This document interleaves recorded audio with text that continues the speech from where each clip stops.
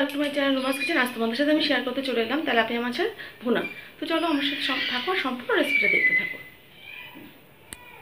এখানে তেলাপিয়া মাছ আমি নুন হলুদ মাখিয়ে রেখেছি, ভালো করে ধুয়ে 3 পিস মাছ নিয়ে নিয়েছি আমি। তো চলো এবার কড়াই প্রিহিট করতে বসিয়ে দিয়েছি। তো প্রথমে সর্ষের তেল দিয়ে দিচ্ছি কড়াইয়ের উপরে।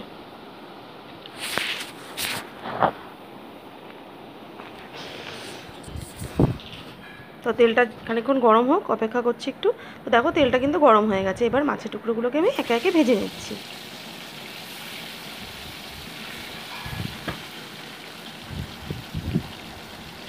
ওই তেলাপিয়া মাছের ভুনা কিন্তু খুবই ভালো লাগে খেতে। আমি তো জাস্ট এখানে এসে করলাম আর কি, শ্বশুরবাড়িতে এটা শিখেছি রান্না। তো দেখো মাছগুলোকে আমি উল্টে পাল্টে ভেজে নিচ্ছি। তো গল্প করতে করতে মাছটাও কিন্তু ভাজা কিন্তু হয়ে যাচ্ছে বন্ধুরা।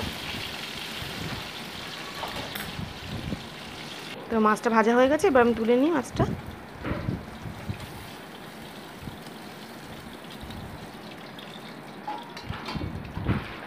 এবার তেলের ওপর দিয়ে দিচ্ছি বাকি যে পিসটা রয়েছে, সেটাও দিয়ে দিলাম তেলের ওপরে। জাস্ট ভেজে নিচ্ছি এটাকে। দেখো এটাও কিন্তু উল্টে পাল্টে আমি ভেজে নিচ্ছি।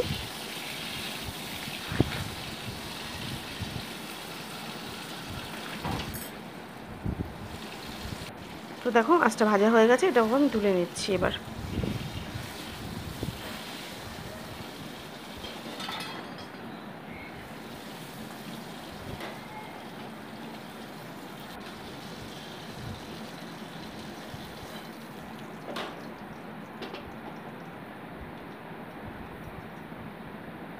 এবার সামান্য একটু তেল আমি অ্যাড করে দিচ্ছি এর মধ্যে।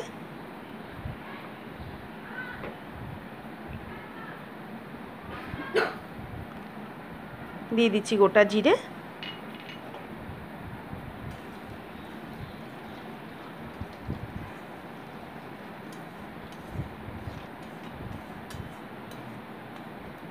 আর অ্যাড করে দিচ্ছি কুচিয়ে রাখা পেঁয়াজ। যখনই কোনো ভুনা তরকারি রান্না করতে যাই আমরা, ভুনা যে কোনো মাছের ভুনা হোক বা ডিম ভুনা হোক, পেঁয়াজ আদা রসুন ছাড়া কিন্তু আমরা সেটা করতে পারি না, তাই না? ভুনা মানেই হচ্ছে আমাদের আদা রসুন পেঁয়াজ গরম মশলা সব পড়বে। তো দেখো এখানে আমি লঙ্কা রসুন পেস্ট দিয়ে দিলাম, লঙ্কা রসুন আদা পেস্ট এর মধ্যে অ্যাড করে দিলাম। দিয়ে সামান্য একটু জল দিয়ে দিলাম যাতে মশলাটা নিচে লেগে না যায়। তো সম্পূর্ণ রান্নাটা কিন্তু আমি কাঁচা লঙ্কাতেই করেছি। তো এখানে দেখো নুন হলুদ দিয়ে দিলাম, এরপর দিয়ে ভালো মতো একটু কষিয়ে নিচ্ছি মশলাটাকে। তো মশলাটা কষানো কিন্তু হয়ে এসছে, দেখো মশলাটা কেমন নিচের দিকে লেগে ধরছে। তারপরে মশলাটা কষানো কিন্তু আমার হয়ে গেছে। এবার পরিমাণ মতো জল কিন্তু আমি অ্যাড করে দিচ্ছি। আর ভুনা তরকারিতে সবসময় ঝোল কিন্তু একটু অল্পই দিতে হয়, খুব বেশি ঝোল দেওয়ার কিন্তু দরকার নেই। এবার একটা ঢাকনা চাপা দিয়ে মোটামুটি এটাকে কিছুক্ষণ ফুটিয়ে নিচ্ছি। তো কিছুক্ষণ পর ফিরে এলাম, দেখো ঝোলটা কিন্তু ফুটে গেছে। এবার ভেজে রাখা মাছের টুকরোগুলোকে এর মধ্যে অ্যাড করে দিচ্ছি।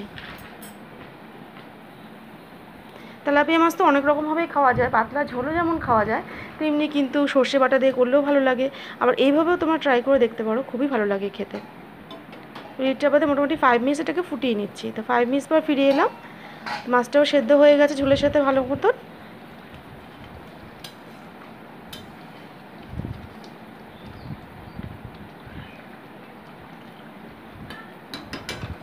এবার অ্যাড করে দিচ্ছি গরম মশলা বাটা। সব মশলাগুলো কিন্তু আমি শিলে বেটে নিয়েছিলাম। শিলপাটায় বাটা রান্না করলে কিন্তু তরকারি খুবই ভালো লাগে খেতে। তো আমরা কি করি বলো তো, সময় হয় না আমাদের, মিক্সির উপরে বেশি আমরা নির্ভরশীল আর কি। কিন্তু যদি আমরা একটু সময় নিয়ে মশলা বেটে যদি করি, তাহলে কিন্তু খুবই ভালো লাগে খেতে সেই তরকারিটা। তো ওপর দিয়ে একটু জাস্ট ধন্যবাদটা দিয়ে দিলাম গার্নিশিংয়ের জন্য। এটা সম্পূর্ণই অপশনাল, তোমরা চাইলে দিতেও পারো নাও দিতে পারো। দেখো গল্প করতে করতে তরকারিটা কিন্তু রান্না আমার হয়ে গেছে। এরকম গরম গরম ভাতে এই মাছের ভুনা কিন্তু দারুণ লাগে খেতে। তো তৈরি হয়ে গেল আমার তেলাপিয়া মাছের ভুনা। সম্পূর্ণ রেসিপিটা তোমাদের কেমন লাগলো আমাকে কিন্তু কমেন্ট বক্সে অবশ্যই জানিও বন্ধুরা। আর অবশ্যই তোমরা এভাবে ট্রাই করো, আশা করছি তোমাদেরও কিন্তু ভালো লাগবে।